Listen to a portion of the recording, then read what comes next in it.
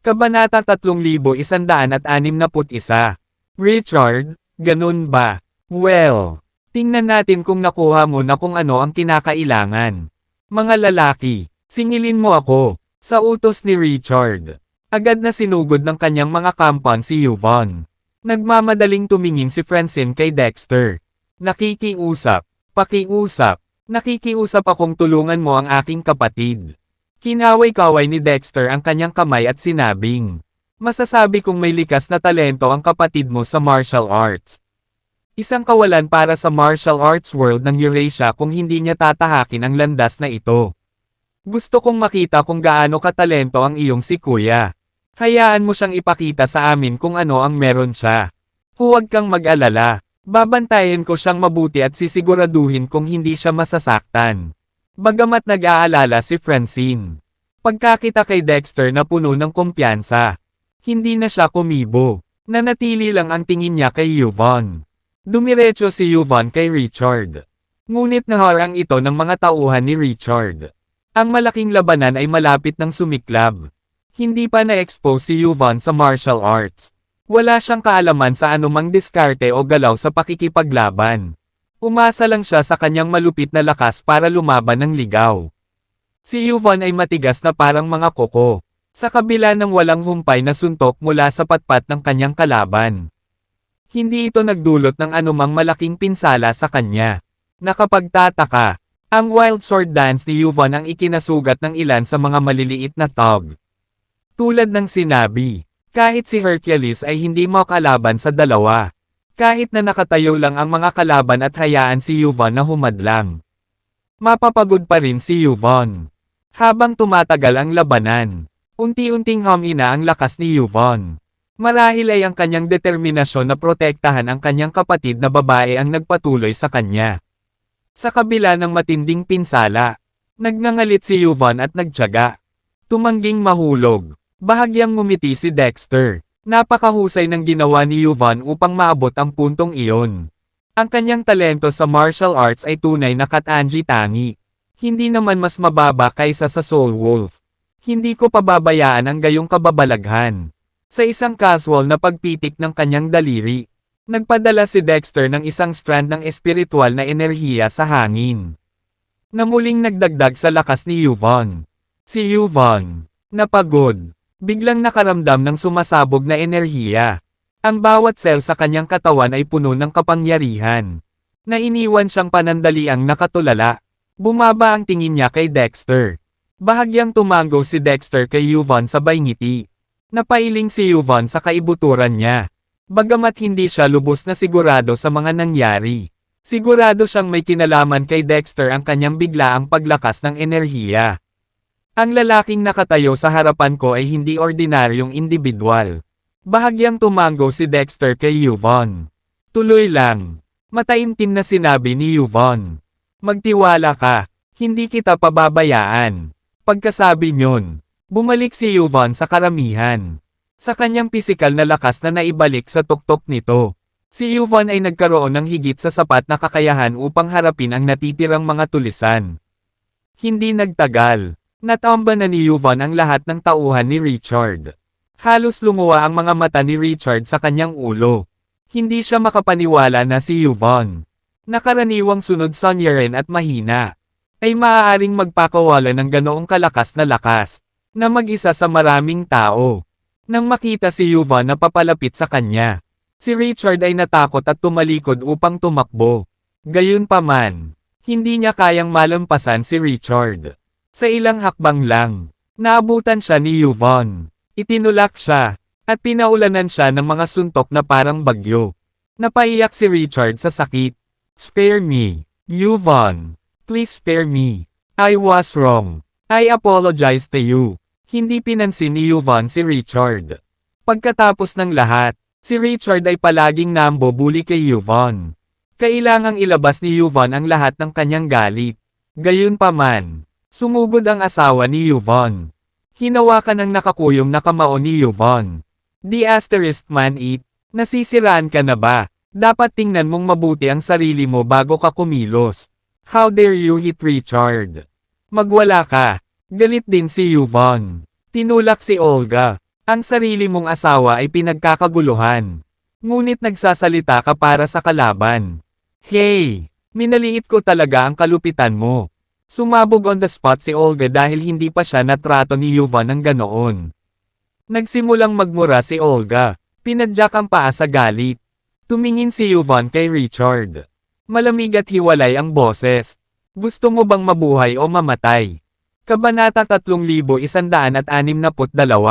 Nanginginig ang boses. Sinabi ni Richard. Siyempre, gusto kong mabuhay. Yuvan demanded. Kung gayon pumunta at sampilan siya ng ilang beses. Sige, sige. Para kay Richard. Ang ilang beses na pagsampal kay Olga ay hindi nakakapagpabigat sa kanyang konsensya. Kung ang pagsampal sa kanya ng ilang beses ay makakaluta sa kanyang matinding problema. Bakit hindi siya matutuwa na gawin ito? Pinakawala ni Yuvan si Richard. Na naglakad patungo kay Olga. Napabuntong hininga pa si Olga. The asterisk man you. Yuvan. Naging matapang ka. Ha? Kung wala ako, may iwan ka sa sarili mong lamig sa lansangan. Bilasan mo at bawiin mo ang utos mo. Kung hindi, ipapatulog kita sa kalye. Bago pa niya matapos ang sasabihin ay damapon na sa pisngi niya ang sampal ni Richard. Napasigaw si Olga sa sakit habang tumutulo ang dugo sa sulok ng kanyang bibig. Si Richard ay walang awa sa kanyang mga aksyon. Na inilabas ang lahat ng kanyang galit kay Olga. With a serious expression, Yuvan said, Richard, remember this is a matter between us. Wala itong kinalaman sa iba. Kung may isyo ka pa, dalhin mo sa akin. Handa ako anytime. Kung dumating man ito, para dito, hindi ako natatakot na itaya ang walang kwentang buhay ko. Gayunpaman, kung manggahas kang saktan ang pamilya ko, hindi ako magdadalawang isip na isama ka sa akin. Richard said, Yes, yes, no, no, you're overtaking it, Yuvan. I hold no grudges against you. Our past grievances have been settled. Huminga ng malalim si Yuvan. Inayos ang emosyon. At lumapit kay Francine. Puno ng guilt ang mukha nito. Francine, I'm sorry kung hindi kita ma-welcome ng maayos. Wala akong kwentang kapatid. Kailangan mong umalis ng mabilis ng kaibigan mo. Huwag mong hayaang madamay kayong dalawa sa bagay na ito. Tinapik ni Francine ang alikabok sa balikat ni Yuvan. Yuvan, sabay na tayong umalis. Umiling si Yuvan. Hindi ako makatakas. Alam mo, may mga taong nanunood sa akin.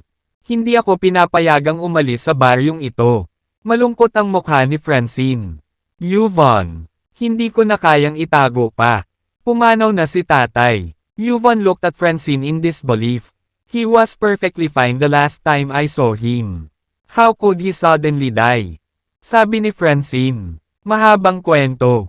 Yuvan. Nakikiusap ako na huwag mong sisihin si father. Sa totoo lang, hindi niya totoong intensyon ang mga ginawa niya nitong mga nakaraang taon. Mahabang kwento ito. Kaya ikukwento ko sa iyo ang lahat tungkol dito.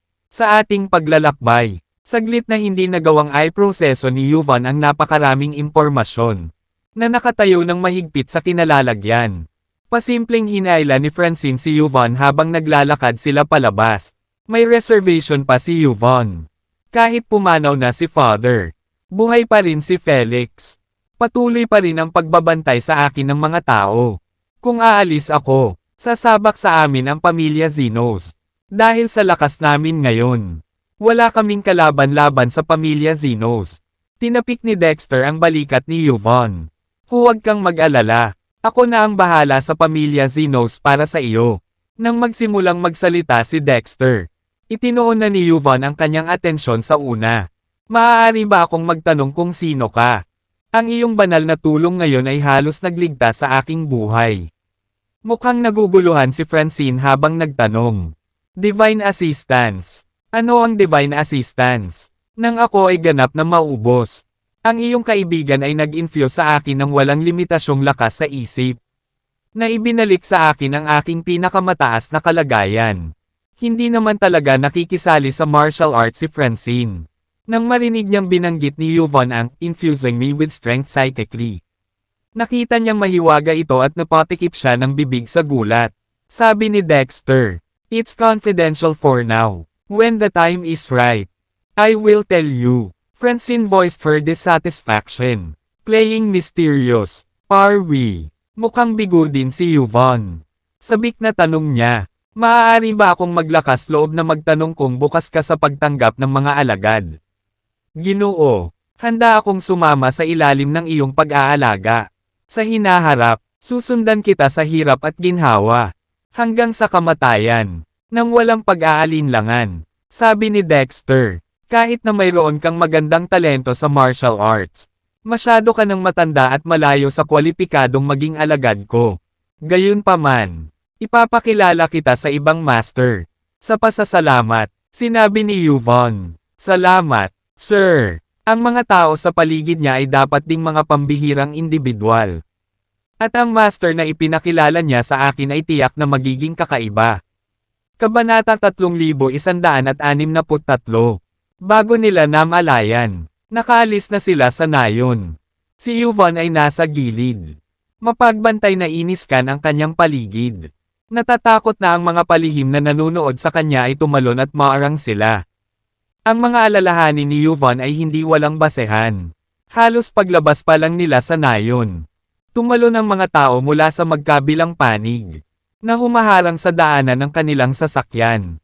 Dalawa sila, bawat isa ay may hawak na baril at naglalabas ng aura ng nakamamatay na layunin. Napahinto si Dexter, ibinaba ang bintana. At walang pakialam sa kanila. Magwala. Ang dalawang assassin ay naglabas ng nakakagigil na aura. Bumalik ka, kung maglakas loob kang umaban. Walang awa, sabi ni Dexter. Masyado siguro akong mabait. Kunin mo dito, sabi ng isa sa mga assassin. Hindi mo ba naiintindihan ang sinabi ko? Sinabi ko sa iyo na bumalik ka. If you dare to yammer on, we will. Bago pa man niya matapos ang kanyang pangungusap, biglang naramdaman ng dalawang assassin na parang may napakalaking puwersa na kumokontrol sa kanilang mga katawan. Na pumipilit sa kanila na maglakad ng hakbang-hakbang patungo kay Dexter. Gusto nilang lumaban, ngunit ang puwersa ay sadyang napakalakas. Sila ay lubos na walang kapangyarihan na lumaban. Gusto nilang bumaril, ngunit hindi nila makuha ang lakas sa kanilang mga daliri. Ano ang nangyayari? Saan sa lupa nagmula ang napakalaking kapangyarihang ito? Bakit ito nangyayari? Ano ito? Hindi sinasadyang bumagsak ang kanilang mga tingin kay Dexter. Dahilan para kinilig sila ng hindi sinasadya. F***, baka gawa ng lalaking ito. Paano niya ito ginagawa? Napagtanto nilang dalawa sa kawalan ng pag-asa na nakatagpo sila ng isang piling tao sa pagkakataong ito. Masunaring lumapit kay Dexter ang dalawang assassin. Sa isang casual na pagpitik ng kanyang kamay, sinampal ni Dexter ang dalawang tao sa kawalan ng malay. Ipakita ang iyong sarili. Nightingale Squad. Agad na lumitaw ang isang figure sa malapit. Lumuhad sa harap ni Dexter. 5 ng Nightingale Squad na naghihintay ng iyong mga order. Sinabi ni Dexter. Nararamdaman ko ang pagbabago bago ng negatibong enerhiya mula sa dalawang ito. Dapat ay nauugnay ito sa Netherworld. Masusing imbestigahan silang dalawa. At huwag hayaang makalusot ang anumang bakas. Gaano man kaliit, sumagot ang 5. Naiintindihan. Nag-drive na si Dexter. Nagpalitan ng tingin sina Yvonne at Francine. Puno ng pagkalito ang kanilang mga mata. Lalong naging misteryoso si Dexter sa kanilang mga puso. Maingat na tanong ni Yvonne. Saan tayo susunod? Sinabi ni Francine. Si Yvonne. Ang dating pinuno ng pamilya Whittaker na si Maximus. At ang kasalukuyang pinuno, si Fergus, ay parehong patay. Tayo. Tere na at kunin natin ang ari-arian ng pamilya Whittaker ngayon. Ano? Hindi makapaniwalang tumingin si Yvonne kay Francine. Francine, you must be joking with me. Paanong ang makapangyarihang pamilyang Whittaker ay bumagsak ng ganoon lang? Kahit na ang pamilyang Whittaker ay bumagsak, walang paraan na ibibigay nila sa atin ang kanilang buong ari-arian. Francine responded, to tell you the truth, Maximus and Fergus were actually driven to their deaths by him. Siya rin ang nagpilit kina Maximus at Fergus na ibigay sa amin ang mga ari-arian ng pamilya Whittaker. Siya na naman. Matiim na tinitigan ni Yvonne si Dexter na para bang sinisikap siyang makita ng husto. Gaano karaming kapangyarihan ang kailangan para itaboy sina Maximus at Fergus sa kanilang kamatayan at pilitin din sila. Ipagkaloob sa kanya ang mga ari-arian ng pamilya Whittaker. Kahit na ang punong ministro ay hindi maaaring gawin iyon sa kanyang tuktok. Teka, ang Great Marshal. Biglang pumasok sa isip ni Yvonne ang pangalang ito. Gayunpaman, agad niyang tinanggihan ang iniisip. Paano kaya siya ang Great Marshal? Ang Great Marshal ay may maraming sa kanyang plato. Tiyak na wala siyang panahon para harapin ang kanilang mga walang kwentang bagay. Makalipas ang isang oras, nakarating sila sa tirahan ng Whittaker. Ang dating mataong paninirahan ng Whittaker ay napakatahimik noong araw na iyon. Ang mga tarangkahan ay mahigpit na isinara. Ang poste ng bantay ay desyerto. At walang kaluluwa ang nakikita. Kitang-kita ang malaking, selyado, na karatula sa pinto. Noon lang talaga naniwala si Yvonne na tapos na talaga ang pamilya Whittaker. Akmang itutulak na nilang tatlo ang pinto. Biglang may kumaway na ingay mula sa likuran nila. Lumingon silang tatlo at nakita nila ang isang Lamborghini na mabilis na papalapit sa kanila. Bukod dito, habang papalapit sa kanila ang Lamborghini, hindi ito nagpakita ng mga senyales ng pagbagal. Na para bang may balak itong bumangga sa kanila. Si Yvonne at Francine ay likas na gustong umiwas. Ngunit pinigilan sila ni Dexter. Just stand right here and don't move. If he dares to charge at us, he's done for. Napalunok si Yvonne. Sumulyap kay Dexter. Makatiis kaya ang taong ito sa isang sports car. At isang mabilis na gumagalaw doon. Kabanata 3164. Ang posibilidad na ito ay hindi gaanong mahalaga. Sa kabutihang palad, hindi talaga nilayo ng Lamborghini na tamaan sila. Huminto ito kalahating metro lang ang layo sa kanila. Isang ulo ang lumabas sa sasakyan. At ito ay walang iba kundi si Felix. Ang nakababatang kapatid sa ama nina Yvonne at Francine. Napabuntong hininga si Yvonne. Jeez, si Felix ay mayabang at nangingibabaw gaya ng dati. Binuksan ni Felix ang pinto ng sasakyan at lumabas. Malamig at nanunuya ang boses. Kayong tatlong walang ingat. Hindi ka ba natatakot na masagasan kita? Walang pakialam na sabi ni Yvonne. Felix, ngayong wala na ang tatay natin. Wala nang susuporta sa iyo. I suggest you'd better control yourself. Umalis ka. Walang pag-aalinlangan si Felix sa katayuan ng kabilang partido bilang kanyang nakatatandang kapatid at lantarang nagmura. It's not your place to lecture me. By the way, paano mo nagawang makatakas sa munting nayon na iyon? Ngayong pumanaw na si tatay. Naging matapang ka at nang ahas na suwayan ang utos niya ha. Maniwala ka man o hindi. Dinidisiplina kita sa family code.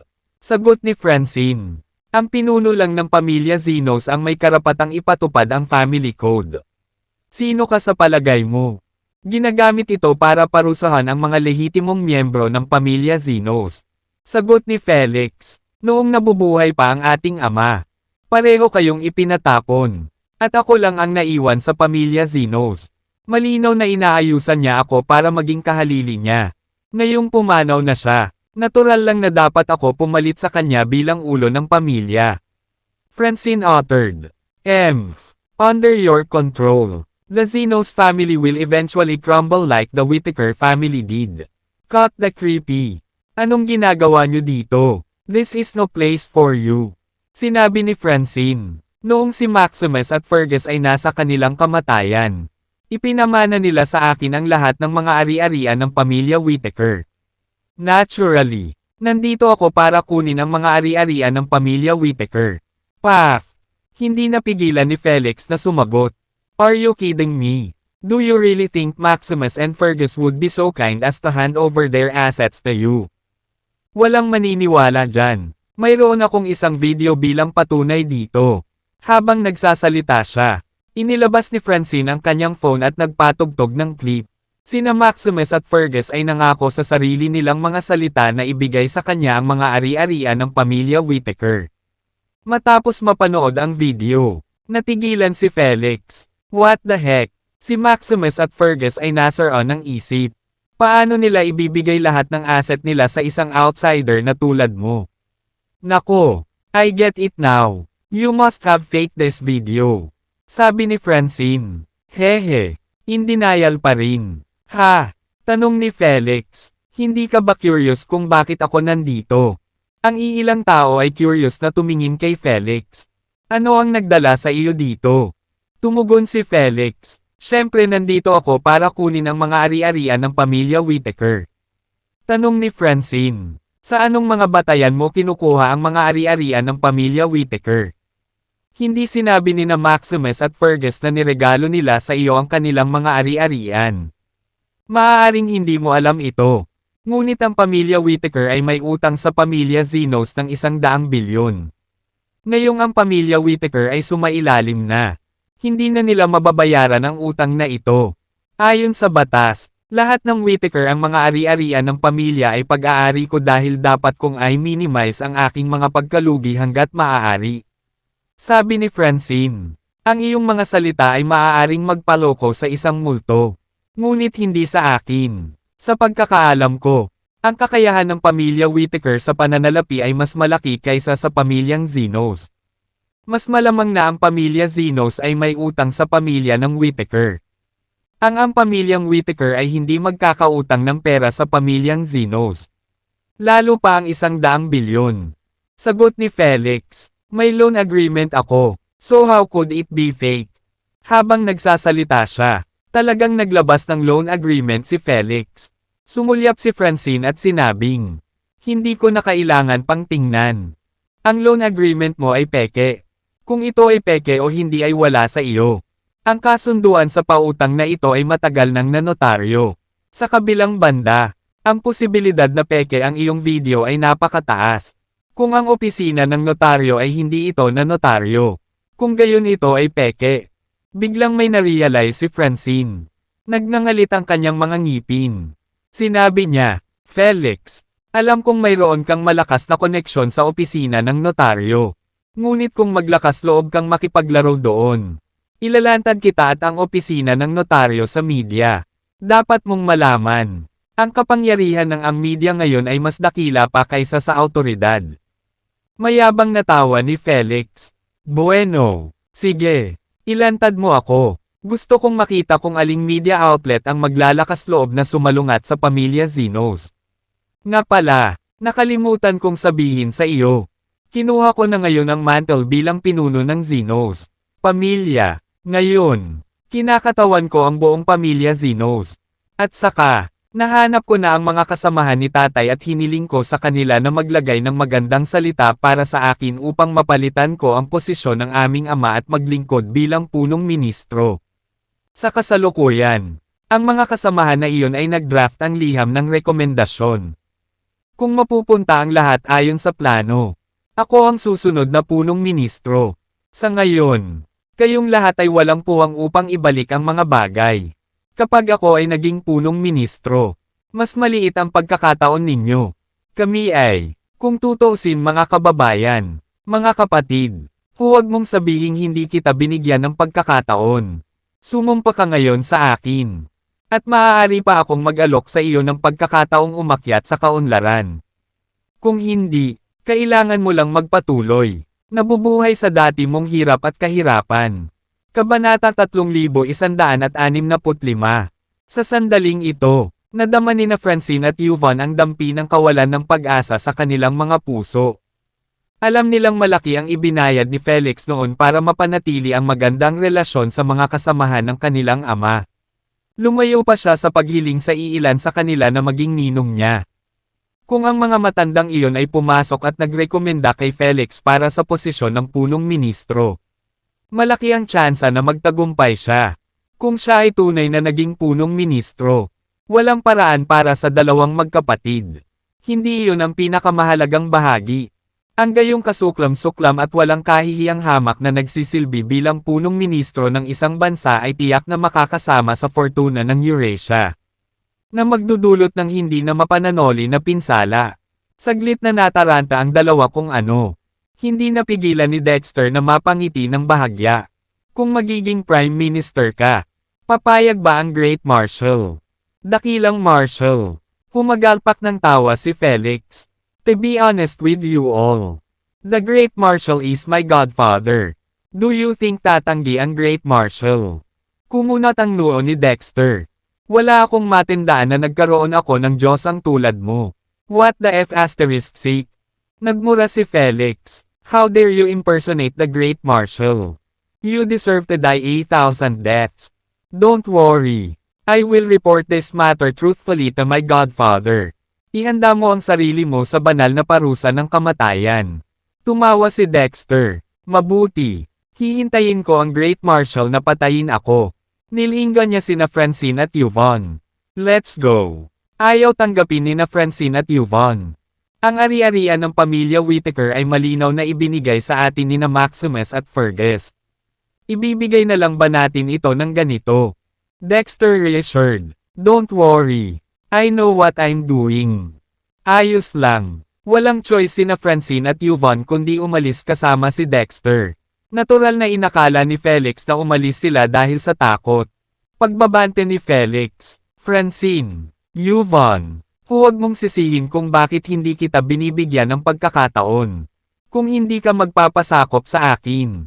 Isa na lang ang natitira sa iyo. At dead end na iyon.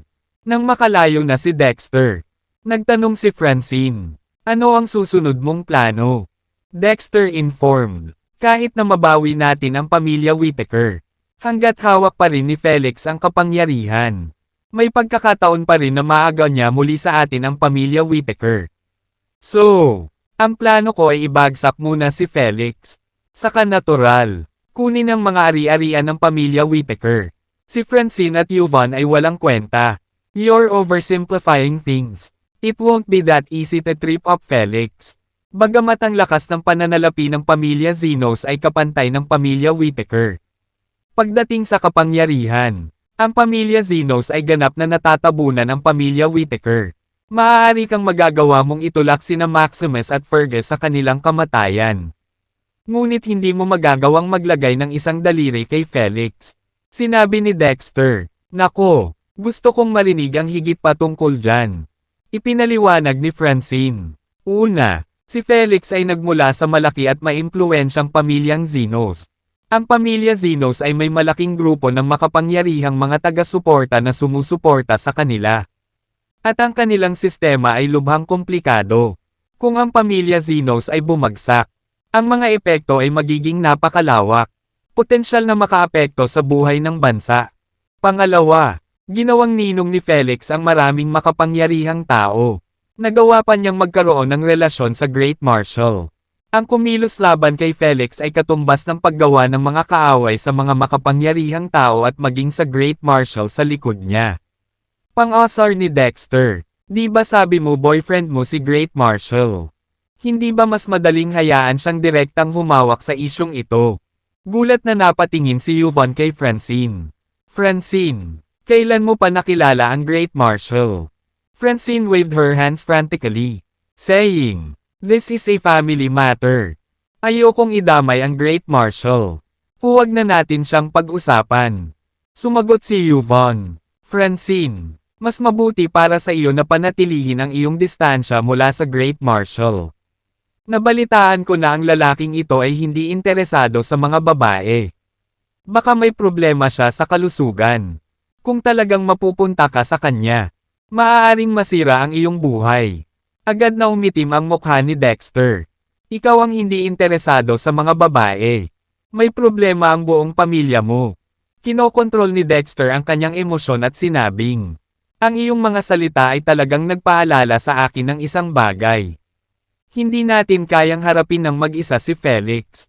Kumakamot lang iyon sa ibabaw. Kailangan nating alisin ang lahat ng dumi at harapin ang mga puwersa sa likod niya.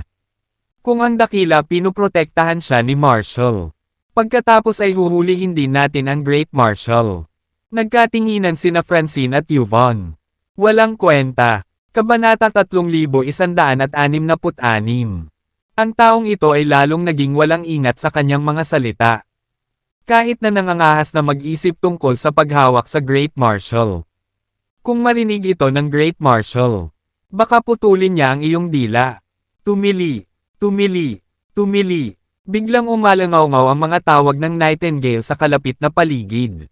Alam ni Dexter na ito ang Nightingale Squad na tumatawag sa kanya. Malamang na may apurahang balita na iuulat. Agad na inihinto ni Dexter ang sasakyan at sinabing, "May mga bagay muna akong aasikasuhin.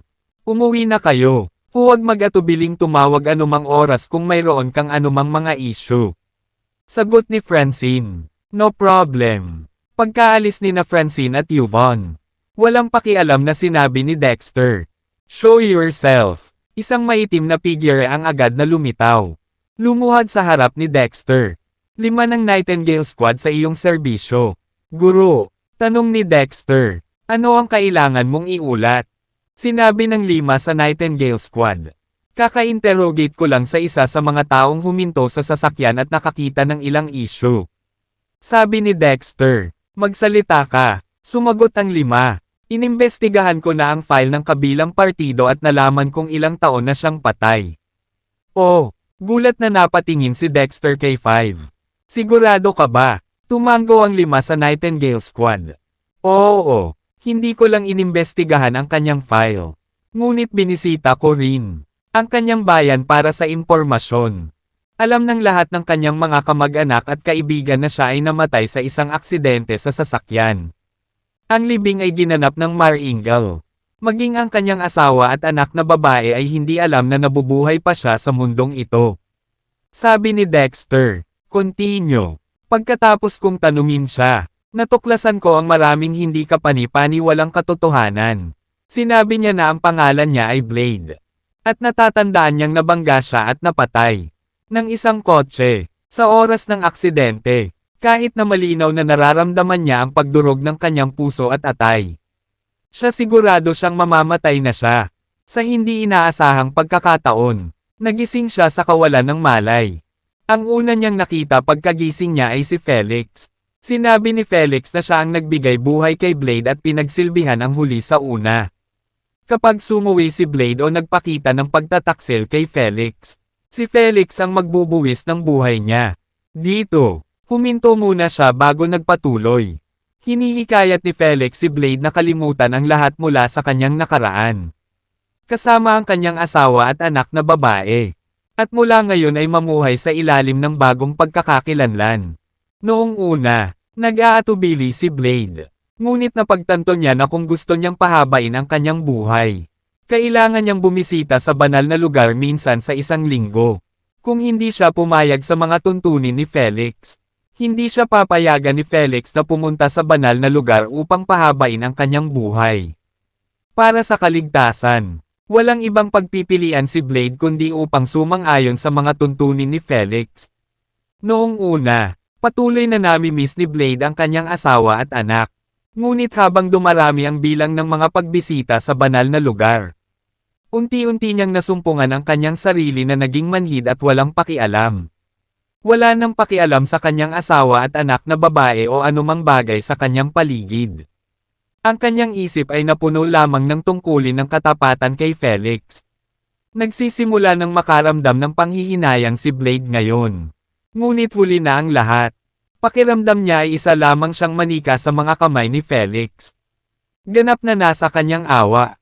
Mula sa paglalarawang ibinigay ng 5 of Nightingale Squad, tiyak na nakuha ni Dexter ang isang sensitibong termino. Ang holy place. Mabilis na tanong ni Dexter. Natanong mo na ba si Blade kung ano ang ibig niyang sabihin sa banal na lugar? Tumango ang 5. I've asked. Sabi ni Blade. Secret base ang lugar sa ilalim ng Xenos residence kung saan siya naliligo sa sariwang dugo. Tuwing pagkatapos maligo sa dugo, may pakiramdam ng muling pagsilang. Siya nga pala, hindi lang siya ang naliligo. Doon, sa tuwing pupunta siya, makikita niya ang hindi bababa sa 100 tao na naliligo ng sabay-sabay. Minsan, makikita pa niya si Felix na papunta sa Holy Place, isang base ng Netherworld. Napagpasyahan iyon ni Dexter halos kaagad. Ang Netherworld lang ang gagamit ng blood pool para lumikha ng mga Netherworld iyan. Bukod dito, kung may daan-daang tao ang pumupunta doon sa bawat oras para maligo, walang alinlangan na base ito. Ang Netherworld base na ito ay dapat sirain. Nagdesisyon si Dexter. Sinabi niya sa 5. Tere, kunin natin si Blade. Sige. Mabilis na dinala ng 5 sa Nightingale Squad si Dexter sa isang sira-sirang bodega sa mga suburb. Ang isa pang miyembro ng Nightingale Squad ay nagbabantay kay Blade sa bodega.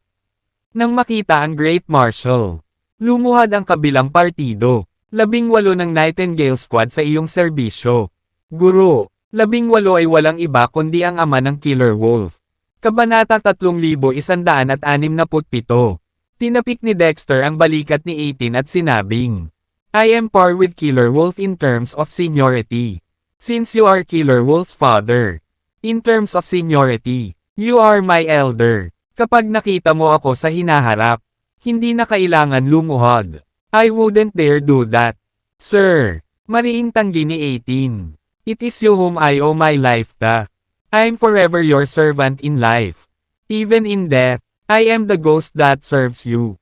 I dare not overstep my bounds. Giit ni Dexter. Utos ito. Ang salitang, order, ay nagdala ng napakalaking bigat. Sa loob ng Nightingale Squad. Walang sino mang kasama ng squad ang maglalakas loob na suwihin ang utos ni Dexter. Kahit na nangangahulugan ito ng pagsunog sa kanilang sarili. Gagawin nila ang gawain ng walang pag-aalinlangan. Sa puntong iyon, 18 ay hindi nang ahas na magprotesta pa. Nakanganga lang siya at sumagot. Naiintindihan. Lumapit si Dexter kay Blade, na nasa bingit ng kamatayan. Ang kanyang katawan ay puno ng mga sugat. Dumudugo mula sa bawat butas. Namamaga ang kanyang mga mata kaya kailangan niyang dulang na tumingin kay Dexter. Bigyan mo ako ng mabilis na pagtatapos. Nakikiusap ako. Umiling si Dexter. I'm sorry. Kamatayan ang pinakamaawaing parusa na mayroon tayo. Ngunit hindi mo karapat-dapat ang gayong awa. Isang mapait na ngiti ang ibinigay ni Blade. Hindi niya akalaing nagbibiro si Dexter. Dahil kung ikukumpara sa naranasan niya noon. Kamatayan nga ang pinakamaawaing parusa. Sabi ni Blade. Sabihin mo sa akin. Ano ba talaga ang gusto mo sa akin? Sumagot si Dexter. Simple lang. Humanap ka ng paraan para makapasok ako sa banal na lugar. Mabilis na sinabi ni Blade. Imposible iyon. Lahat ng tao ay may record doon. At sa tuwing papasok ka sa lugar na iyon, kailangan mong patunayan ang iyong pagkakakilanlan. Imposibleng makapasok ang isang estranghero. Sabi ni Dexter, hindi iyon isang bagay na kailangan mong ipag-alala. Ang trabaho mo lang ay pangunahan kami doon. Natahimik si Blade. Walang pag-aalinlangan na nakatitig sa kanya. Sabi ni Dexter, mas mabuting bigyan mo ako ng sagot sa lalong madaling panahon. Limitado ang pasensya ko. Sumagot si Blade. Maaari akong sumang-ayon sa iyong mga tuntunin. Ngunit kailangan mo ring sumang-ayon sa isa sa akin. Sabi ni Dexter, go on. Alam kong nakagawa ako ng mabibigat na kasalanan. At malamang na hindi ako mabubuhay. Ngunit nakikiusap ako sa iyo. Mangyaring huwag kaladkarin ang aking pamilya sa ganito.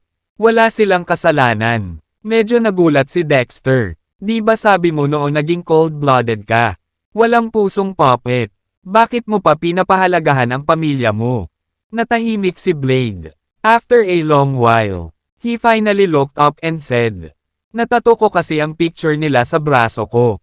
Tuwing malapit na akong makalimot, sinusulyapan ko. Sa ganoong paraan, hindi ko sila makakalimutan. Bahagyang tumango si Dexter. Ang pagmamahal ng isang ama ay hindi kapani-pani walang marangal. Sinabi ni Dexter, may isa pang gawain na kailangan kong gawin mo. Kumpletuhin mo ito para sa akin. At hindi lang gagawin ko itong sulit. Ngunit magkakaroon ka rin ng pagkakataong tabyusan ang iyong sarili. Pagkatapos ng iyong kamatayan, hindi ko nahahawakan mananagot ka sa kahit ano. Go ahead and tell me. As long as within my capabilities, I will do my best to cooperate with you. I've had enough of living my life in limbo.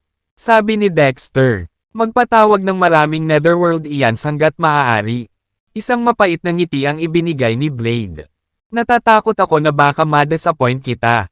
Bawal kaming makipag-ugnayan. Si Felix lang ang makakaabot sa amin. Gayunpaman, Nakatagpo ako ng 2 Netherworld Ians. At least, mapapasama ko sila. Medyo nadismaya si Dexter. Well, ang dalawa ay mas mahusay kaysa sa wala. Sa palagay ko, sinabi ni Dexter, makipag-ugnayan sa kanila ngayon at hayaan silang pumunta sa iyo para sa isang pagtatagpo. Sige, nilabas ni Blade ang phone niya at tumawag. Ang mobile phone ni Blade ay isa lamang pangunahing modelo na walang ibang function maliban sa pagtawag at pagtugtog ng musika.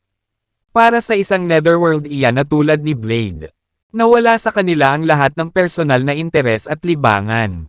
Ang tanging kinahuhumalingan sa kanilang isipan ay ang paglingkuran ng tapat ang kanilang Panginoon. Kaya, hindi na kailangan para sa anumang magarbong tampok sa isang mobile phone.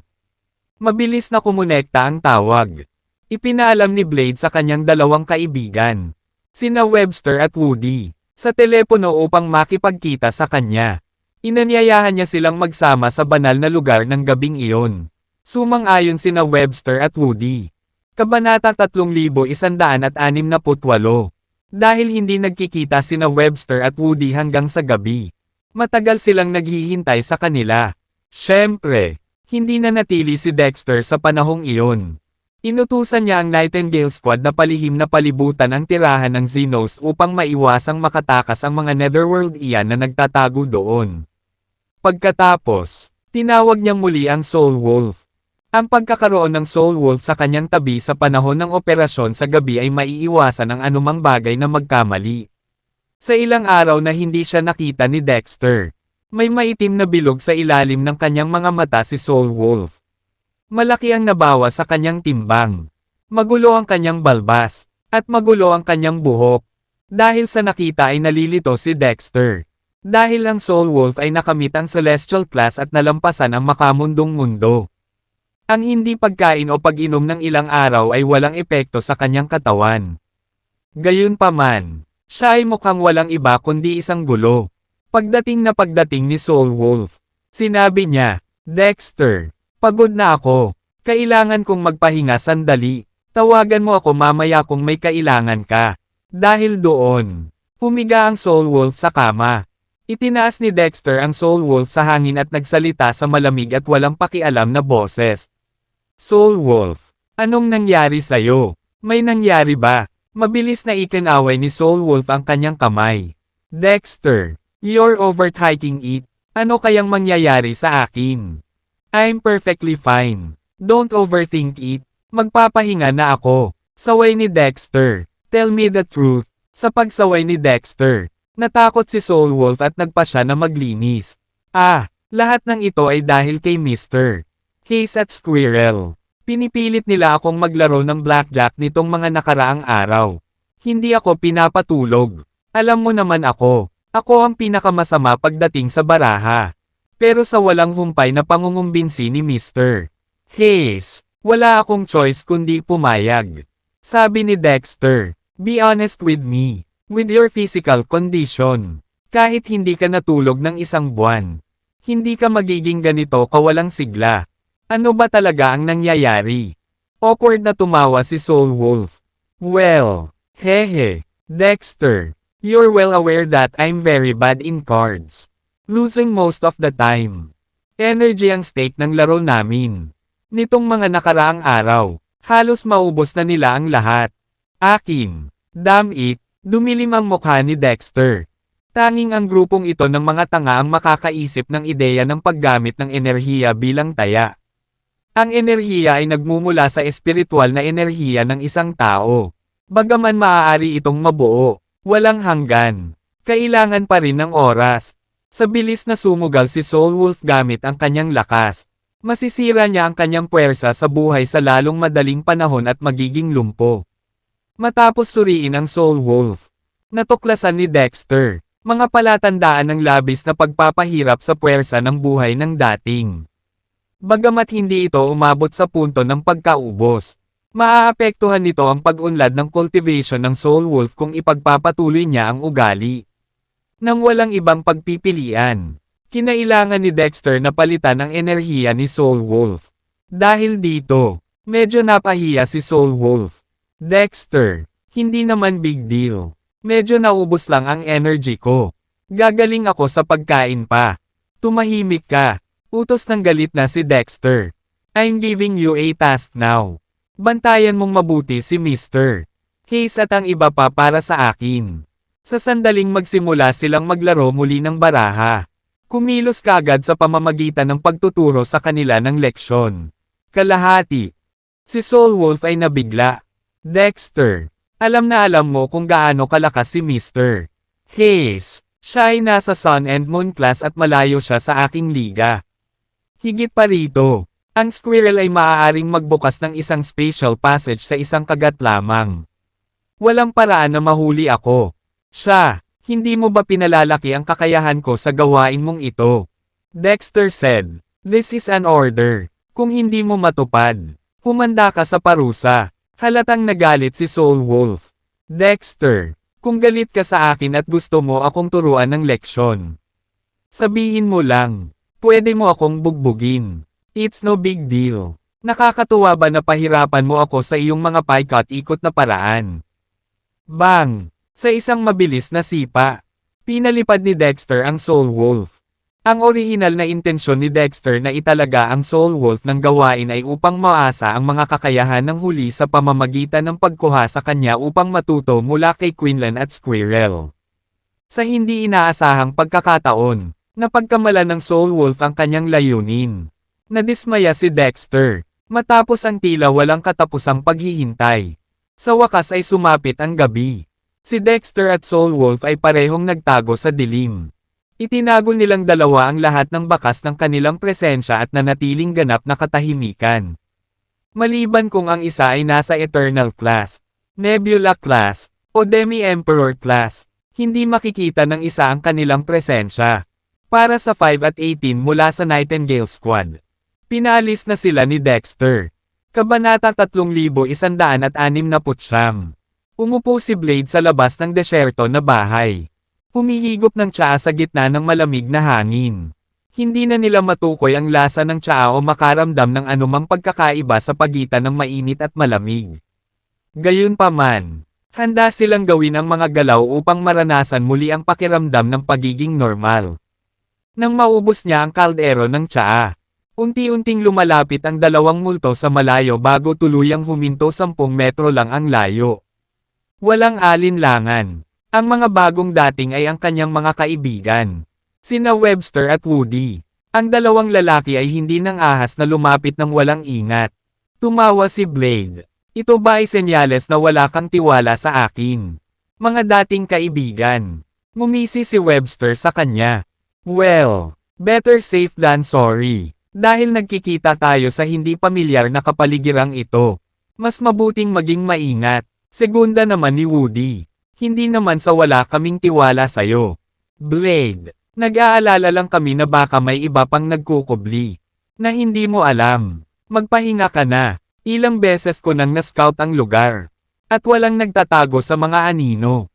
Pero kung hindi pa rin mapalagay kayong dalawa, feel free to investigate by yourselves.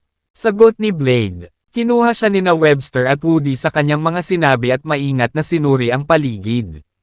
Dahil sa kanilang kakaunting kakayahan, natural na imposible para sa kanila na makita ang presensya ni Dexter at Soul Wolf. Nabigong makita ang anumang panganib. Niluwagan nila ang kanilang bantay. Umupo sila at uminom ng tsaa kasama si Blade. Hinahangaan ang tanawin at nakikipag-usap. Iyon lang ang kanilang uri ng libangan. Sa paglipas ng panahon, halos tapos na silang uminom ng tsaa. Sinimulan ni Webster. Gabi na. Blade, hindi ba dapat magsimula na tayo sa holy place ngayon? Yeah, it's indeed about time. Let's go. Sagot ni Blade. Kaya't naghanda silang lahat sa pag-alis.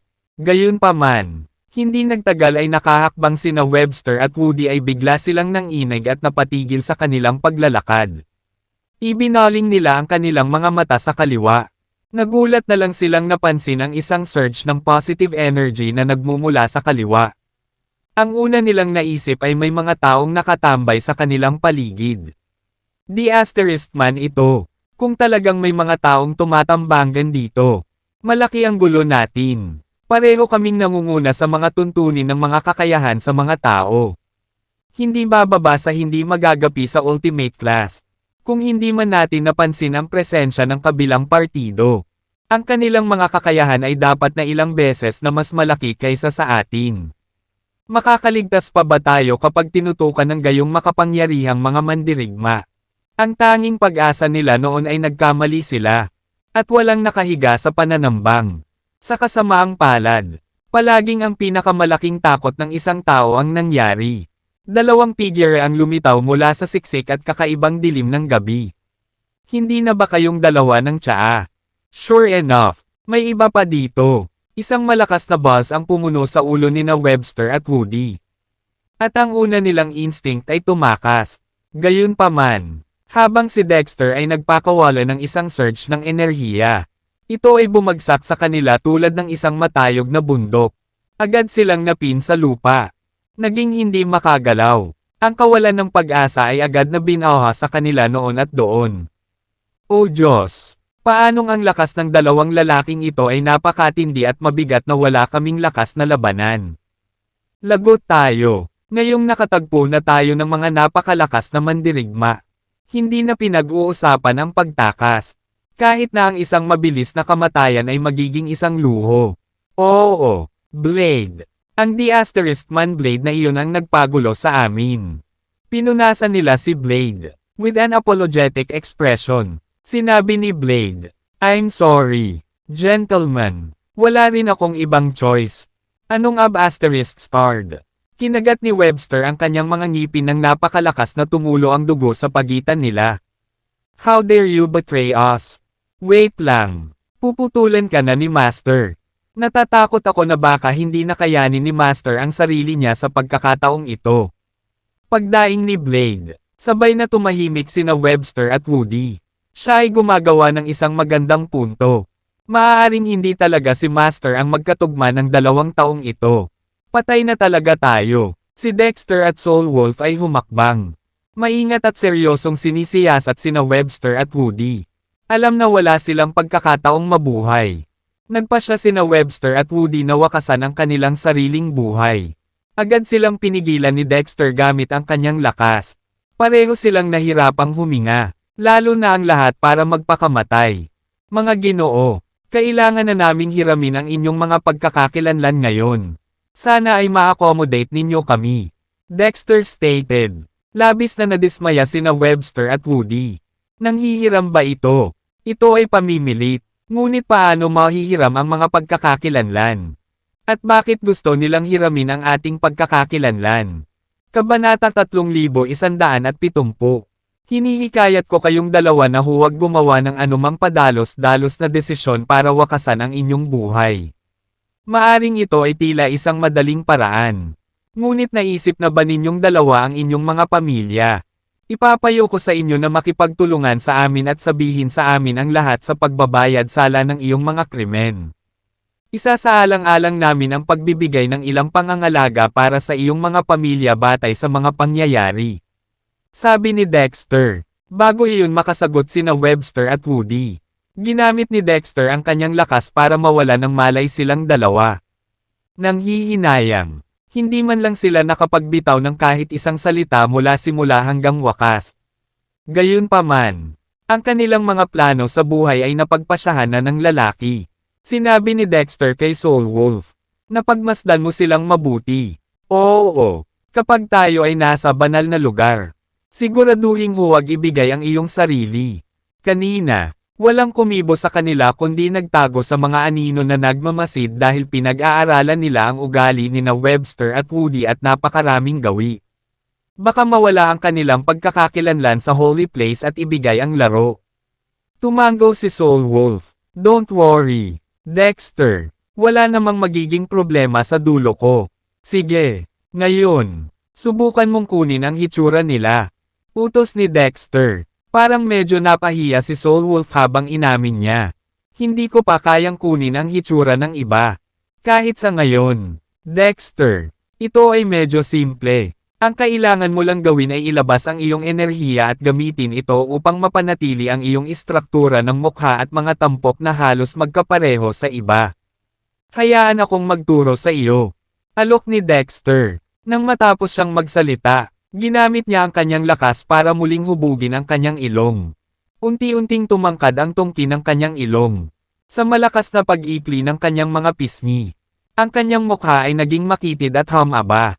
Sa halos isang kisap mata, nag-transform si Dexter bilang Webster. Napatingin si Blade. Natulala. Ito ay talagang hindi kapani-paniwala. Ang isang tao ay maaaring aktwal na magkaila sa kanyang sarili bilang ibang tao sa napakaikling panahon. Kung hindi ko nasaksihan ng sarili kong mga mata ang proseso, tiyak na mapagkakamalan ko siyang Webster talaga. Nagsimulang gumala ang isip niya. Kung nagtataglay ako ng kakaibang kakayahan, maaari akong mag-transform sa isang babae at makapasok sa banyo ng mga babae.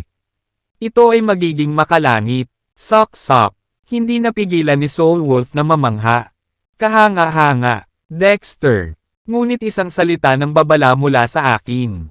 Isa kang marangal na Great Marshal. Kaya hindi mo dapat tularan ng sino man sa gusto mo.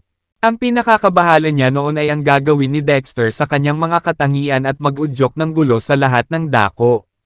Na magdulot ng mga problema para sa kanya. Kung tutuusin, nakagawa na ng ganoong bagay ang lalaki noon. Sa isang panahon sa North, ang Soul Wolf ay tamad at atubiling magsanay.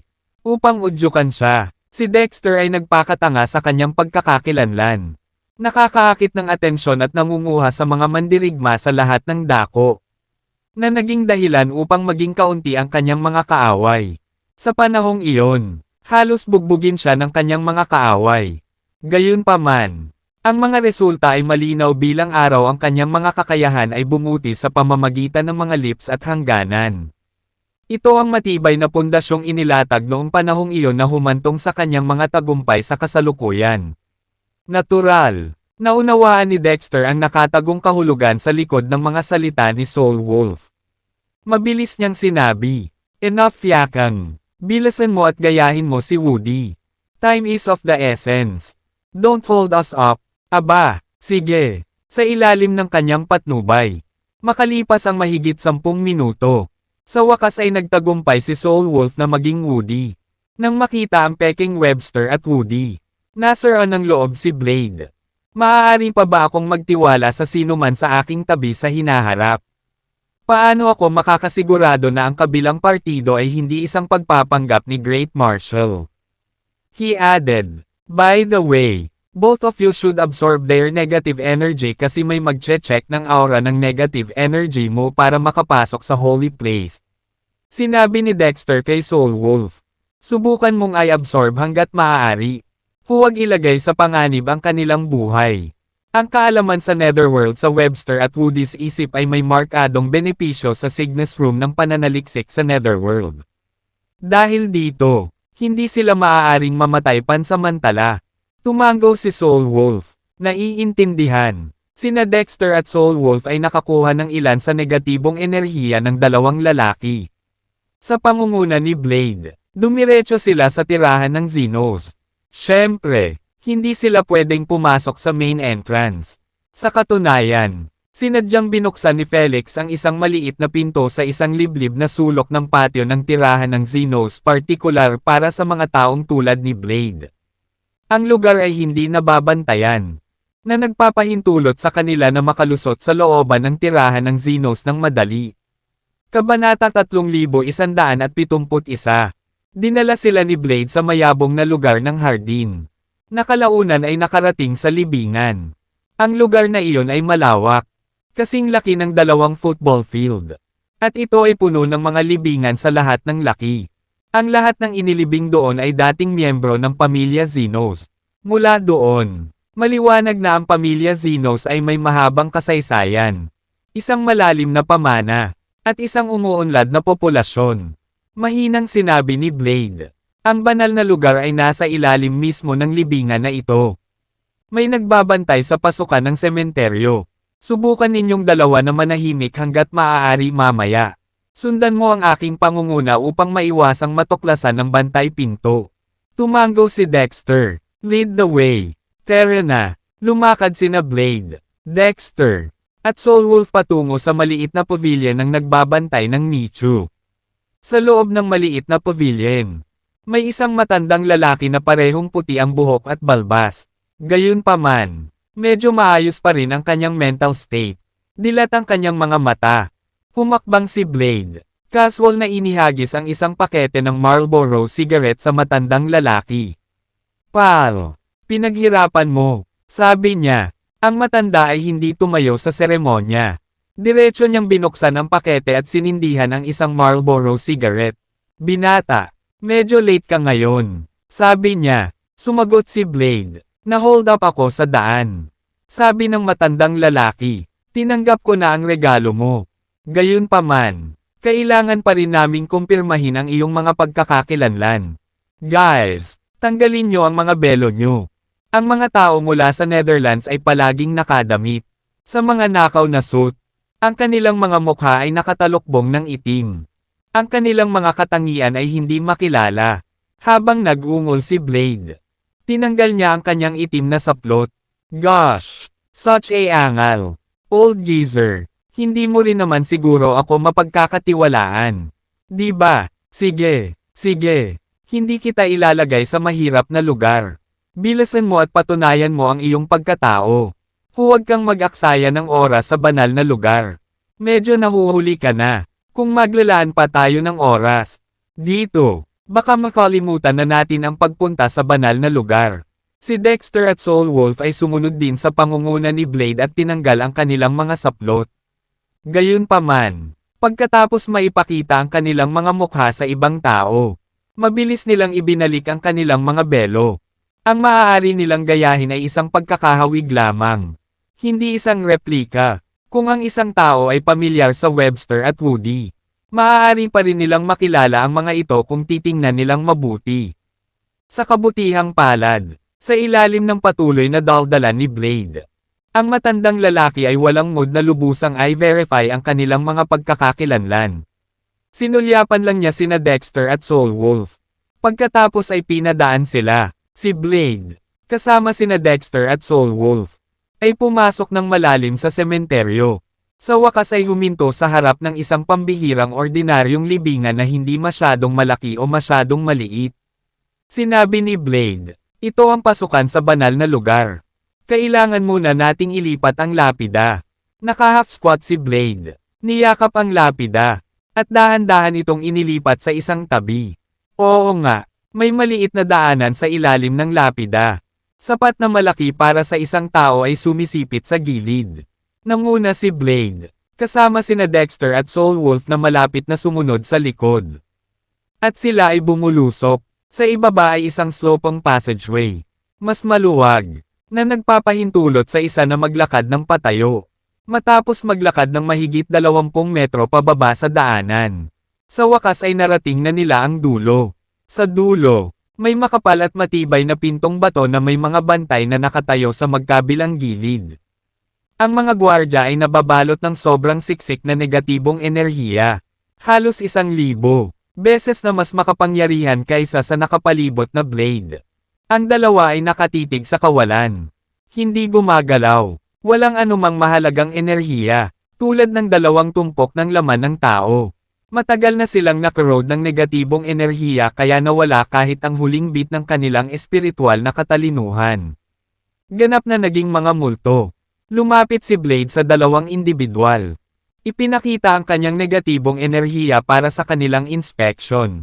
Matapos masuri ng dalawang guard, pinayagan na nilang makadaan si Blade. Sumunod ay sina Dexter at Soul Wolf. Naging maayos ang proseso ng inspection para sa dalawang individual na iyon. Sa huli, matagumpay silang nakapasok sa gitna ng banal na lugar. Ang espasyo sa loob ay malawak. Hindi kapani-pani walang maluwang. Parang isang engrandi at napakalaking palasyo. Gayunpaman, ang palasyo ay napakatahimik, na may mga pulang kandila at mga parol sa paligid, na pinupuno ang hangin ng mabahong amoy. Sa gitna ay isang malaking pool ng dugo. Ang mga nilalaman nito ay kumukulot ng nakakatakot. May mga naaagnas na bangkay sa paligid. Ang isang malaking grupo ng mga Netherworldians, na kamukha ni Blade, ay nakababad sa pool ng dugo.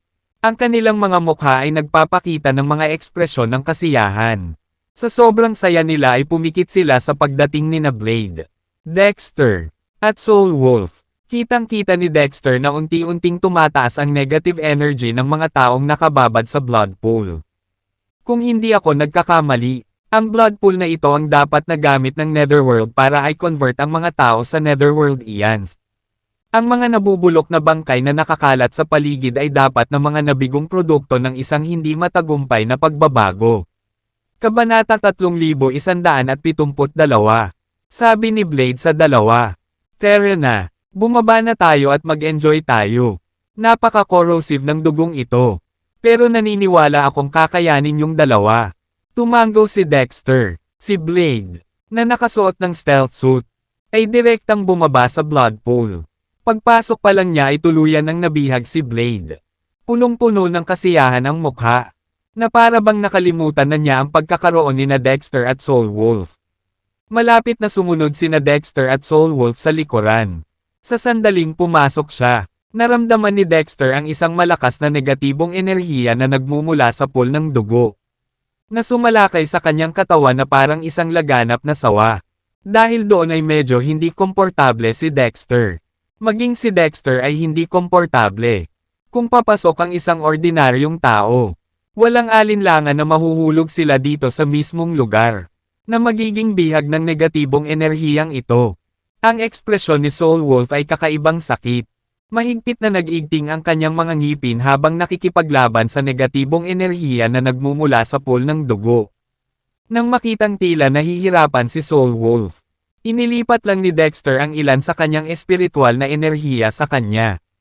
Tinutulungan siyang labanan ang negatibong enerhiya.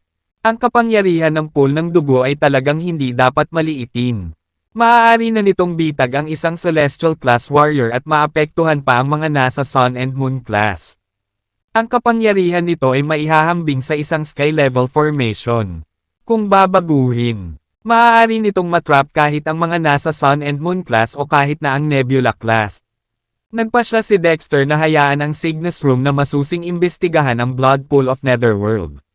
Sigurado siyang magiging kapaki-pakinabang ito. Gumawa ka ng paraan. Tumabi ka. Kakapasok lang nila sa blood pool nang umabot sa tenga nila ang isang alon ng hiyawan. Napatingin si Dexter sa direksyon ng tunog. At laking gulat niya nang makita niya si Felix na papalapit sa kanya.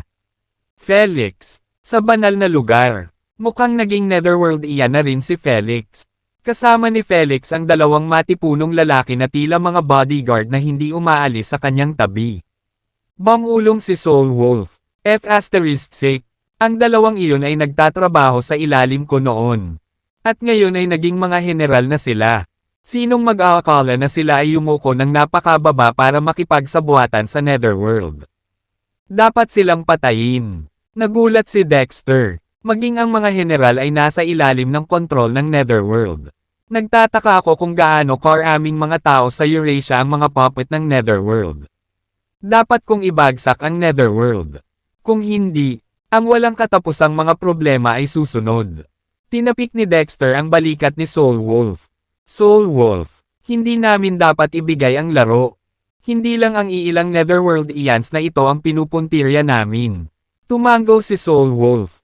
Huwag kang mag-alala, Dexter. Nakontrol ko na. Isang matipunong lalaki ang sumigaw. Dumating na si boss. Gumawa ka ng paraan. Bilis. Nang marinig iyon, ang mga Netherworld Ians na nag-e-enjoy sa blood pool ay agad na nagkalat sa magkabilang gilid. Na nag-iwan ng malawak na puwang sa gitna. Sa ilalim ng escort ng dalawang matipunong lalaki. Humakbang si Felix sa pool ng dugo. Nagpakasawa dito. Napansin ni Dexter na mas mabilis na sumisipsip ng negatibong enerhiya si Felix kaysa sa iba. Sa palagay ko ang kanyang katawan ay dapat na sumailalim sa ilang mga espesyal na pagbabago sa Netherworld. Gayunpaman, nadama ni Felix na ang bilis ng pagsipsip ng negatibong enerhiya ay masyadong mabagal. Sa isang mabilis na galaw, hinawakan niya ang isa sa mga Netherworld iyan na nakatayo sa tabi niya. Handang kumagat sa kanyang leeg. Hindi.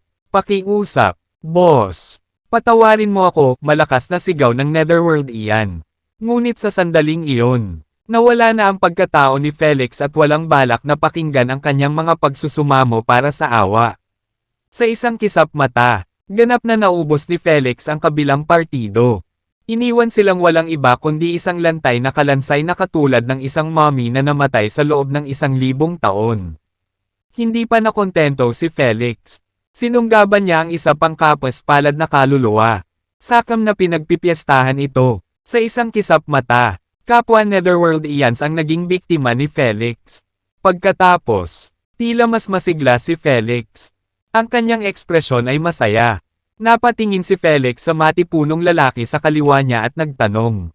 Kanan, may balita ba kay Mr. Advisor? Sumagot si Kanan. Ang matipunong lalaki. Nagpetisyon na si Mr. Advisor kay Mr. President. Humihiling na magtagumpay ka sa posisyon ng punong ministro. Humalaklak si Felix. Very good. What about you, Gale? Anong balita ang mayroon ka para sa akin? Narinig ba ng State Secretary ang payo ko? Kabanata 3173. Sagot ni Gale. Tiyakin na ang kalihim ng Estado ay isa na sa ating mga miyembro. Tiyak na pakikinggan niya ang ating mga salita maliban na lang kung ayaw na niyang mabuhay. Buong puso kanyang hinirang para sa posisyon ng punong ministro. Sagot ni Felix. Excellent. I was right about you. Bantayan mong mabuti ang iba pang old-timers. Kung may manggahas na sumaway. I'll make their life a living hell. Agad namang tumango sina Gale at Kanan. Guro, siguraduhin may mga taong nanonood sa kanila sa buong orasan. Hindi sila mangangahas na kumilos ng walang ingat. Naalarma sina Dexter at Soulwolf sa narinig. Mula sa ipinahiwatig ni Felix. Hindi lang niya sinali ang dalawang general. Sina Kanan at Gale. Sa kanyang pukana kundi pati na rin ang tagapayo sa pangangasiwa. Kalihim ng Estado. At iba pang makapangyarihang matatanda. Lahat sila ay nahulog sa ilalim ng kanyang kontrol. Ang kanilang paglusot sa pamahalaan ng Eurasian ay lubhang malalim. Kung magre-rebelde si Felix, tiyak na magdudulot ito ng matinding dagok sa pundasyon ng Eurasia. Ang ganitong mapanganib na panganib ay kailangang lubusang maalis. Kung hindi, si Dexter ay patuloy na hindi mapakali at hindi na makakahanap ng anumang kapayapaan ng isip. Mabilis na natapos ang pulong sa banal na lugar. Sina Gale at Kanan ay sinamahan si Felix sa kanyang pag-alis. Nagpalitan ng tingin sina Dexter at Soulwolf bago nagmadaling sumulong upang buntot sila mula sa mga anino. Matapos ihatid si Felix pabalik sa kanyang silid. Magkasunod na umalis sina Gale at Kanan. Mahigpit na sinundan nina Dexter at Soulwolf ang dalawa. Nang makarating sila sa isang mapanglo at liblib na lugar. Lumitaw sina Dexter at Soulwolf sa harap ng kanilang sasakyan. Nahamarang sa kanilang dinadaanan. Napansin nina Gale at Kanan na may nakaharang sa daan kaya agad silang bumusina para makaalis sila. Gayunpaman, hindi umiwas sina Dexter at Soulwolf. Hindi man lang sila nakagawa ng kahit anong galaw. Unti-unting nanlamig ang mga ekspresyon ng mukha ni Gale at Kanan nang mapagtantong magkaaway ang dalawang nanghihimasok. Napatingin si Gale kay Kanan. Kanan, ano ang dapat nating gawin? Kinagat ni Kanan ang kanyang mga ngipin. Sagasaan natin sila, sagot ni Gale. Naiintindihan. Pinunasan ni Gale ang pedal ng gas. Dahilan para biglang bumilis at mag-charge ang napakalaki nilang Hummer. Patungo kay Dexter at Soulwolf. ***starred ka. Nagmura si Soulwolf sa ilalim ng kanyang hininga. Humakbang sa harap ni Dexter. Itinulak niya ang kanyang kamao pasulong. Tinamaan ang talukbong ng Hummer ng buong lakas. Naghihigpit ang mga mag-aaral ni Gale at Kanan. Tumibok ng husto ang kanilang mga puso. Boom! ***Man-eat, may nakikita ba tayo? Ang kalaban ay talagang sinusubukang ihinto ang aming sasakyan sa kanilang mga kamao. Pagkatapos ng isang dumadagandong, nakakaalog na ingay na umalangaw-ngaw. Ang kamao ni Soulwolf ay itinulak ng malalim sa Hummer. Ang harap ng Hummer ay ganap na nabasag. Na ang makina ay bumagsak ng diretso sa lupa. Na lumikha ng isang malaking bunganga sa kalsada. Sumibaw lang umuusok na usok. Na pumailang lang sa langit nang biglang huminto ang sasakyan. Hakbang. Gayunpaman, ang Soulwolf ay hindi umatras ni isa. Ubo. Gumapang sina Gale at Kanan mula sa gitna ng makapal na usok. sa kanilang mga mukha na pinaso nito. Pareho silang nasa isang estado ng lubos na gulo. Sa sandaling iyon, gulat at takot ang tanging naramdaman nila. Gaano kalakas dapat ang isang tao na pigilan ang isang humaharurot na hammer gamit ang kanilang mga kamay? Malaki ang problema namin ngayon. Gayunpaman, silang dalawa ay mga general pagkatapos ng lahat, na nagtataglay ng napakalakas na lakas ng pag-iisip. Mabilis silang nakabawi, at walang pakialam na sinabi, "Sino ka para maglakas loob na ihinto ang sasakyan natin? Alam mo ba kung sino kami?" Dalawang ** man tanga. The Soul Wolf ranted. "Pinaayos ko kayong dalawa ng mag-isa. Magiging bulag ako kung hindi kita makilala. Kung alam kong magiging ganito kayo ngayon. Sinakal ko kayong dalawa hanggang sa mamatay ang lahat ng iyon." Taong nakalipas, natigilan sina Gale at Kanan sa sinabi ng Soul Wolf at mabilis na itinaas ang kanilang mga tingin para mas makitang malapitan. Hindi nagtagal. Nang makilala ng dalawa ang Soul Wolf, naramdaman ng dalawa ang lamig sa kanilang mga gulugod, habang ang kanilang mga puso ay kumakabog ng husto sa kanilang mga dibdib. Nanginginig ng husto ang boses ni Gale. "General North, anong ginagawa mo dito?" Mabilis na yumuko si Kanan sa Soul Wolf. Pagbati, "Master Soul Wolf," sabi ni Soul Wolf. "Cut the crap, sagutin mo na lang lahat ng tanong ko mamaya. If you dare to lie, I will wipe out your entire family." Napalunok ng mariin sina Gale at Kanan.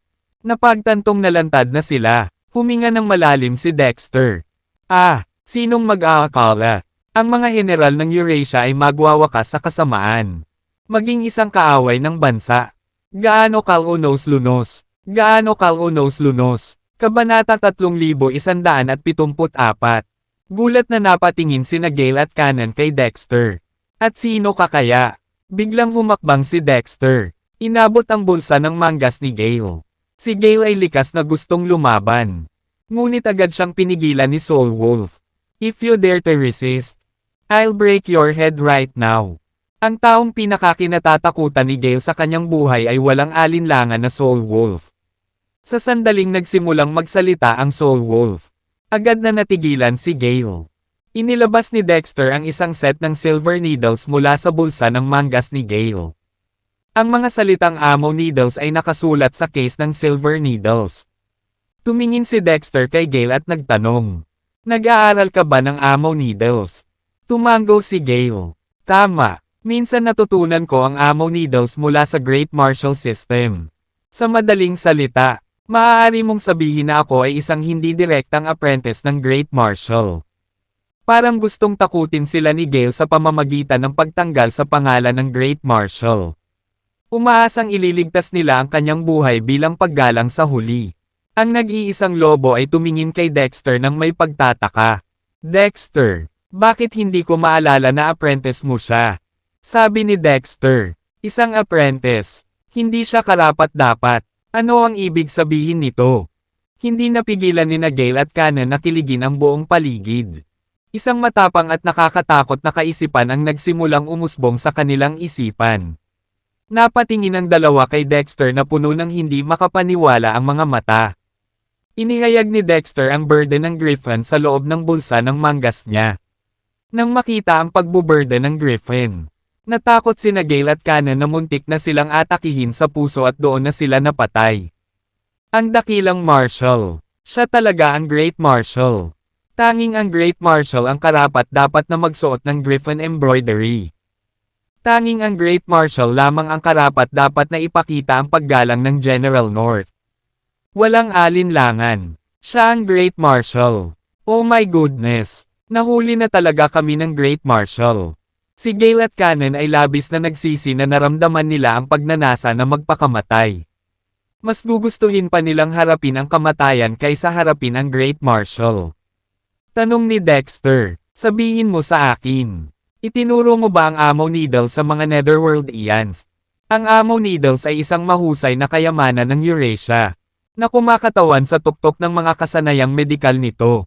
Kung ito ay mahuhulog sa mga kamay ng Netherworld, ito ay lubos na magpapahusay sa kanilang kapangyarihan.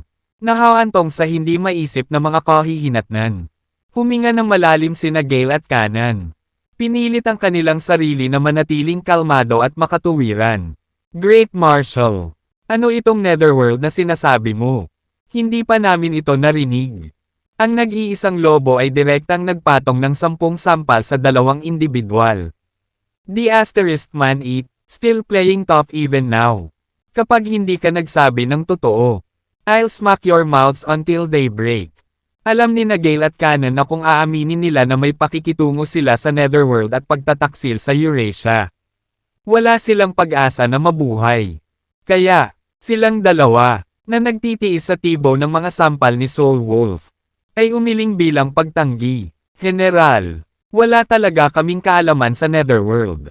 Bulong ni Soul Wolf, the Asterisk Man. Talagang sinusundan mo ako pagdating sa katigasan ng ulo. Tumanggi kang sumuko hanggat hindi pa huli ang lahat.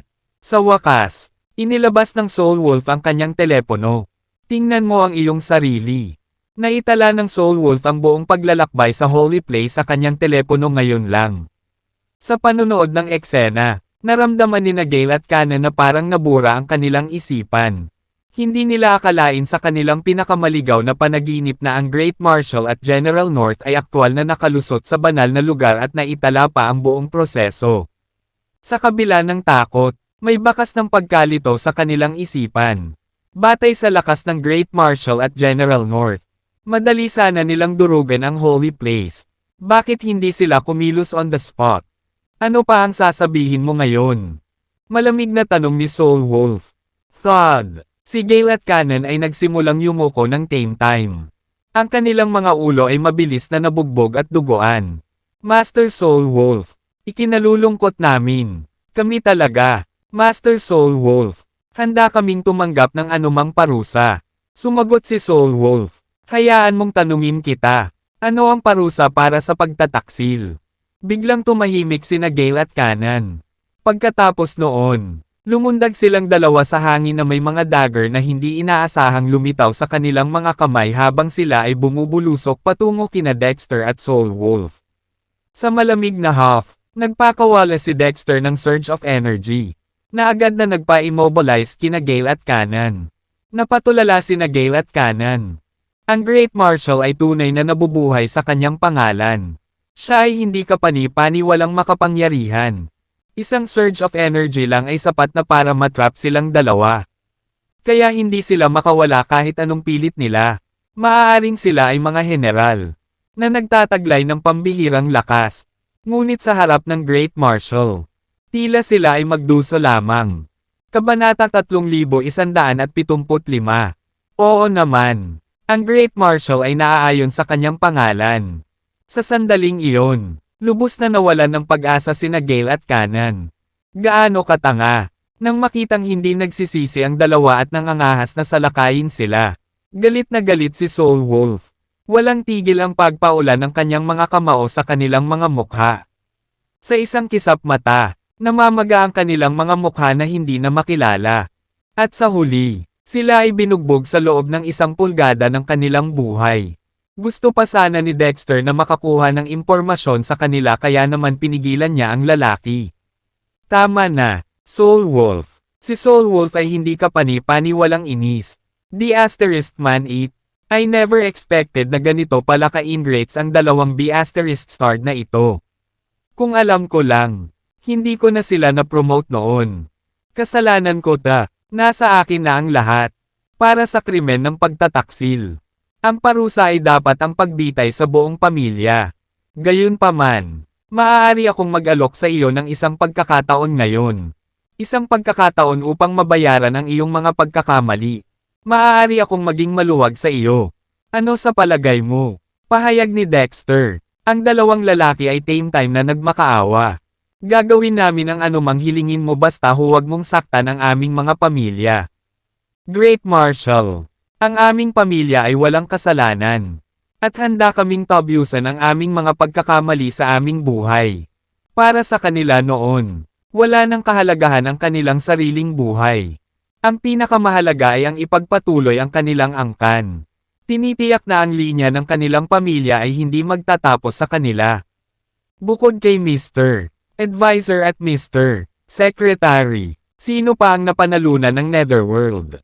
Tanong ni Dexter. Biglang tumahimik sina Gale at Kanan. Iyon ay isang napakalaking sikreto ng Netherworld. Kung ilalabas nila ito, talagang hindi sila patatawarin ng Netherworld at ang kanilang mga pamilya. Alam na alam nila ang kalupitan ng Netherworld at nag-alinlangan na ang kanilang pamilya ay magkakaroon ng pagkakataong mabuhay kung sila ay puntiryahin ng Netherworld. Nasa dilema sila noon. Natural. Masasabi ni Dexter ang pag-aalalang kinikimkim nila. He vowed, "If you cooperate with us, we will provide protection for your families. We will not allow them to be harmed by Netherworld."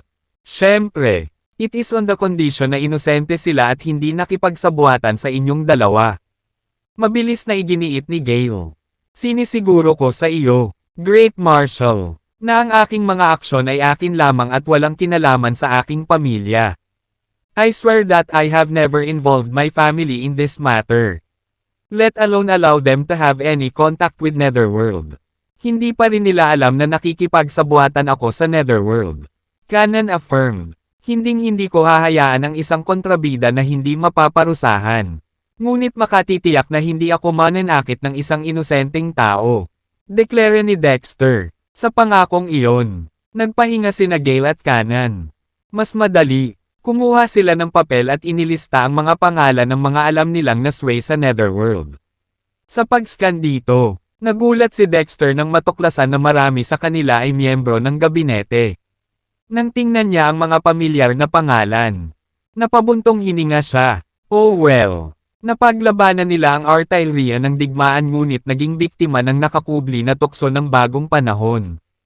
Maingat na inilagay ni Dexter ang listahan. Kung gayon, inutusan si Soul Wolf. Soul Wolf, ihatid mo silang dalawa sa Cygnus Room. Tumango si Soul Wolf. Kung tutuusin, maaaring may halaga pa rin ang dalawang lalaki kung pananatilihing buhay. Gayunpaman, alam na alam ni Gale at Kanan ang mga kakilakilabot ng Cygnus Room at mas gugustuhin nilang mamatay kaysa pumunta doon. Pareho nilang gustong wakasan ang sarili nilang buhay. Gayunpaman, pinatalsik sila ni Soul Wolf sa isang strike. Paano ko hindi malalaman ang iyong mga pukana kung ako mismo ang nagsanay sa iyo? Kayong mga hamak. Itinaas niya ang mga ito sa kanyang balikat bago mabilis na humakbang pasulong. Sa isang kisap mata, nawala siya ng walang bakas. Biglang tumunog ang phone ni Dexter. Sinulyapan niya ito. Buti na lang ay tawag iyon ng presidente. Pag-swipe ng answer button, nauna siyang bumati sa lalaki. Kumusta ka na, Mr. President? I'm fine. Dexter, there's something in which I'd like to ask for your opinion. Simula ng Pangulo, Mr. President. I think I can guess what this is about and why you called me. Sabi ni Dexter. Oh, ganun ba? Kung ganoon, bakit hindi mo sabihin sa akin ang layunin ng pagtawag ko sa iyo? Panunokso ng Pangulo. Kung hindi ako nagkakamali, dapat ay tungkol sa pagpili ng bagong Prime Minister. Di ba? Sagot ni Dexter. Tumango ang Pangulo. Tama. Paano mo nahulaan? Pagkatapos ng pagkamatay ng dating punong ministro, mahigpit kong binabantayan ang bagay na ito. Inirekomenda ba ng tagapangasiwa ng tagapayo at kalihim ng estado si Felix bilang bagong punong ministro? Mr. Presidente, tanong ni Dexter.